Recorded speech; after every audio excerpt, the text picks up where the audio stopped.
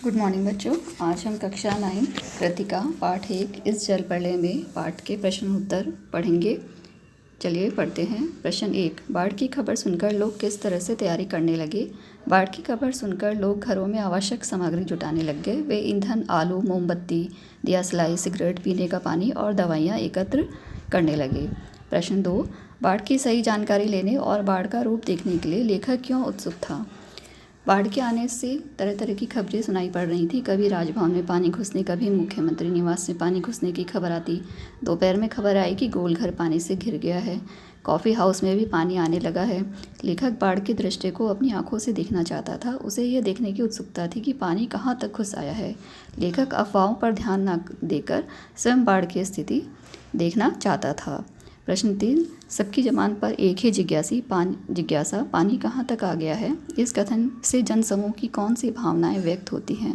उत्तर, जब लेखक रिक्शे पर बैठकर बाढ़ की दशा की जानकारी लेने के लिए निकला तब उसने देखा कि लोग पैदल ही पानी देखने जा रहे हैं। उन लोगों की आंखों और ज़बान पर एक ही जिज्ञासा थी, पानी कहाँ तक आ गया है।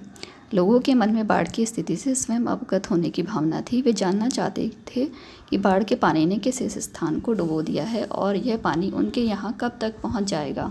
इस जिज्ञासा के पीछे उनकी स्वयं की सुरक्षा की भावना भी छिपी थी कि वे कितने सुरक्षित हैं। उस समय तक वे बाढ़ के पानी से डरे हुए नहीं थे, अपितु बाढ़ के पानी की गति को जानना चाह रहे थे। प्रश्न 4, मृत्यु का तरल दूत किसे कहा गया है और क्यों। उत्तर, भयंकर बाढ़ के फेनिल जल को मृत्यु का तरल दूत कहा गया है। जल यद्यपि जीवनदायक होता है, किंतु बाढ़ का यह जल मृत्यु का आमंत्रण लेकर आ रहा था, इसलिए इसे मृत्यु का तरल दूत कहा गया है। प्रश्न 5, आपदाओं से निपटने के लिए अपनी तरफ से कुछ सुझाव दीजिए। उत्तर, आपदाओं से निपटने के उपाय यद्यपि आपदा की प्रकृति पर निर्भर होते हैं, किंतु कुछ उपाय ऐसे हैं जो सभी आपदाओं के संबंध में एक समान होते हैं। आपदाओं से निपटने के लिए सबसे आवश्यक यह है कि उनके पूर्वानुमान की घोषणा के लिए एक सटीक तंत्र स्थापित होना चाहिए, जिससे लोग समय रहते अपनी सुरक्षा के उपाय कर सकें।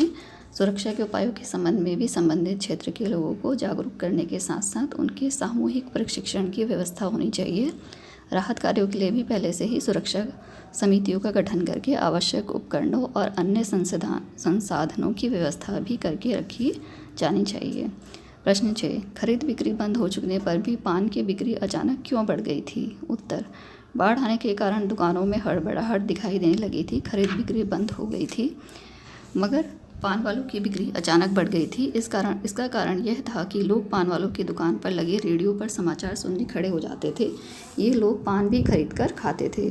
प्रश्न 7, जब लेखक को यह एहसास हुआ कि उसके इलाके में भी पानी घुसने की संभावना है तो उसने क्या क्या प्रबंध किए। उत्तर, जब लेखक को यह लगने लगा कि उसके इलाके में भी पानी घुसने की संभावना है तो उसने 1 सप्ताह की मानसिक खुराक अर्थात पत्र पत्रिकाएँ, उपन्यास या विदेशी भाषा सिखाने वाली किताबें लेने का प्रबंध किया।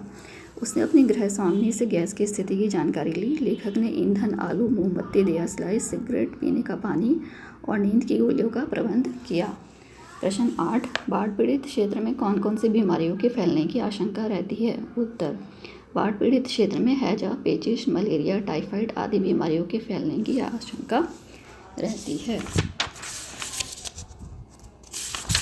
प्रश्न 9, लेखक का गांव कैसे क्षेत्र में था। उत्तर, लेखक का गांव ऐसे इलाके में है जहां हर साल पश्चिम, पूरब और दक्षिण की कोसी, पनार, महानंदा और गांव की बाढ़ से पीड़ित प्राणियों के समूह आकर पनाह लेते हैं। सावन भादों में ट्रेन की खिड़कियों से विशाल और सपाट पृथ्वी पर गाय, बैल, भैंस, बकरों के हजारों झुंड देखकर ये लोग बाढ़ की विभीषिका का अंदाजा लगाते हैं।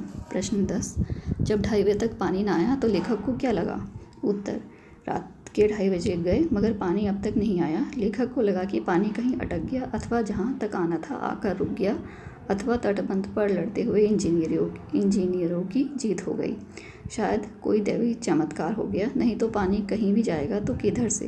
रास्ता तो इधर से ही है। चारों ब्लॉकों के प्राय सभी फ्लैटों की रोशनी बुझ रही थी। सभी जगे हुए थे। कुत्ते रह रहकर सामूहिक रुदन करते थे और उन्हें राम सिंगार की मंडली डांट कर चुप करा देती थी। प्रश्न 11, प्रातः 5:30 बजे पानी आने पर समाचार सुनकर लेखक पर क्या प्रतिक्रिया हुई, उसने क्या दृश्य देखा।